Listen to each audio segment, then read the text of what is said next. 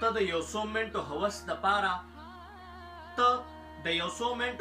دپاره د چا د زړه دنیا ټوټې ټوټې کړې. ستا دا هوس د خدای په تندر سوړ کړي، زما د زړه دنیا ټوټې ټوټې کړي. درنو قدرمنو، پروګرام جرم او سزا او زه ستاسو ملګری علي یوسفزی ستاسو په درانه خدمت کې حاضر یم.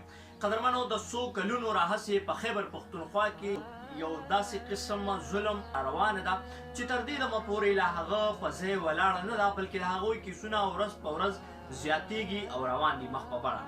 قدرمنو، خبره کوم د جنسي زیاتي او بیا د هغو نه پس د ماشومانو د قتلونو. که چېرې ملزم ته داسې قسمه سزا میلاوېدی، هغو په چوک کې سریام پانسي کېدی او د هغو نه غوښې کټ کېدی، یا د هغو ته داسې قسمه سزا سریام میلاوېدی چې دغه نور ملزمان هم د هغې نه سخت عبرت اخیستی وی. نو اوس به دغه کیسونه سټاپ شوي ولاړ به او زمونږ د زړه ټوکړې، زمونږ ماشومان، زمونږ فرشتې به بې ځایه نه قتلېدل. درنو قدرمنو، زمونږ به په خپلو ماشومانو تعلیم هم نه کوو، مونږ به په خپلو ماشومان مدرسو ته هم نه لیږو، ځکه چې داسې زناور راغلی دي چې زمونږ د زړه ټوکړې زمونږ نه جدا کوي. قدرمنو، څرنګه چې تاسو ته معلومه ده چې حریم فاطمه د کوهاټ د خټک کالونۍ یوه ماشومه چې په 40 مارچ باندې د کور نه افغا کړې شوه او بیا ووژلې شوه.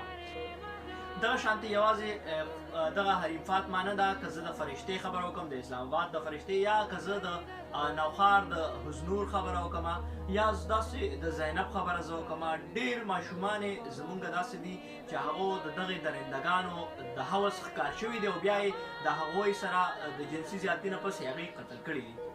نو تر دې دمه پورې حکومت که هغو له سزا ورکړې ده، نو زه منمه چې په پرده کې به یې ورکړې وي، خو هغه له داسې سزا نه دي ورکول پکار.